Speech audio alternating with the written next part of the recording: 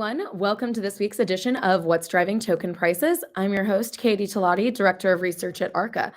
For those joining for the first time, I'm responsible for identifying and analyzing digital asset and blockchain opportunities for ARCA's funds. As part of our research, my team and I examine token prices and the market events that act as catalysts for price change. Based on our research and market events over the past week, here are some notable token price movements and what we think drove those moves. Before we get started, as a reminder, this commentary is not intended to be investment advice, investment research, or a recommendation. Please consult your investment professional for your own circumstances. All right, it is a fun week. If you haven't noticed, the market has indeed been ripping the last 10 days. Definitely a healthy change in direction over the last little bit of time. So we can get started this week with some of the ongoings. So first up, I have Pstake. So Peacetake, which is part of a project called Persistence, is a liquid staking derivative platform based on Cosmos. So Cosmos, as a reminder, is a layer 0 or layer 1 protocol kind of focused on interoperability. And, as the kind of base chain, they also, work on a proof of stake method. So last week, Pstake launched its Atom staking feature, allowing users to deposit Atom and receive a derivative version of the staked Atom in return. So kind of similar to if you've heard me talk about Lido and staked ETH before, this is basically the same thing.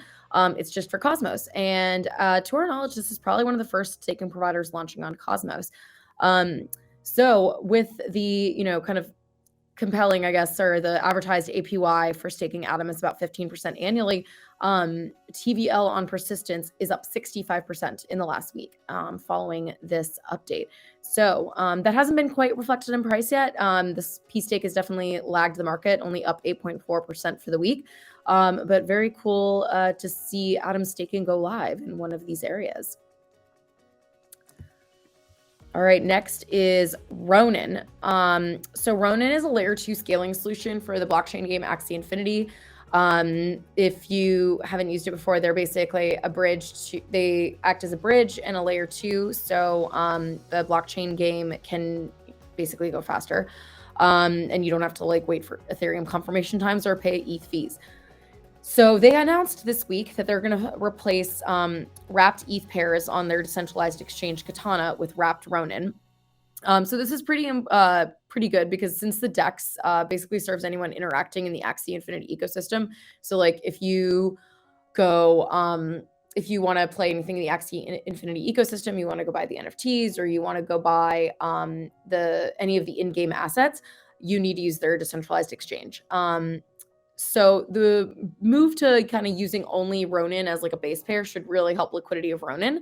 And hopefully just support the project overall. For context, at its height in February 2022, Ronin was doing over about $700 million a week in volume. Today, that's down to about $30 million. With this positive news, though, Ronin is up 23% for the week. All right, I know FTX. I had to talk about it this week. I obviously FTX has been in the news quite a bit, but specifically this week, the token flew on some of the news that $5.5 billion of assets had been recovered as part of the Chapter 11 bankruptcy proceedings. So we're obviously not totally sure of all the details, but estimates have been that FTX's shortfall was around 10 billion. So a lot of people were really excited to hear that 5 billion in assets had been recovered because it might imply that some of the bankruptcy claims might be worth closer to about 50%. Most of them are trading at around 10 to 20 or 10 to 15. So FTX rallied on this news, which is pretty crazy. However, looking yesterday at the release of the FTX debtors presentation, it appears that the assets recovered actually consist of $635 million of SOL and $530 million of FTT tokens.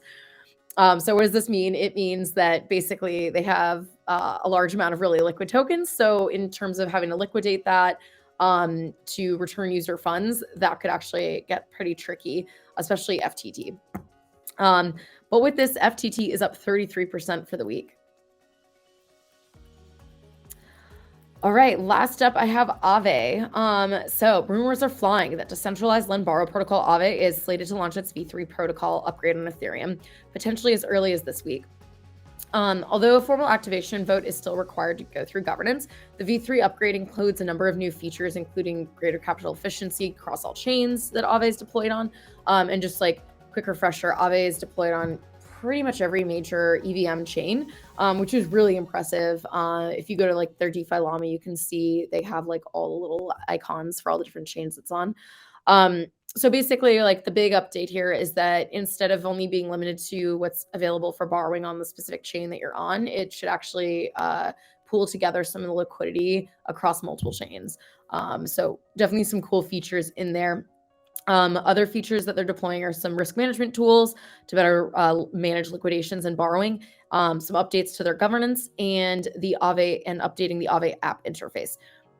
So the new protocol version has actually already been deployed on a bunch of the other chains, but the launch on Ethereum should be significant as the Ethereum or AAVE deployed on Ethereum accounts for about 88% of AAVE's $4.53 billion in TVL. So that's definitely one to watch. The market thinks so. It's up 35% on the week. All right, that's all I have for you guys this week. Thanks for joining. I hope you enjoyed our insights. Tune in here again next Wednesday at 1 p.m. Pacific to hear what's driving token prices.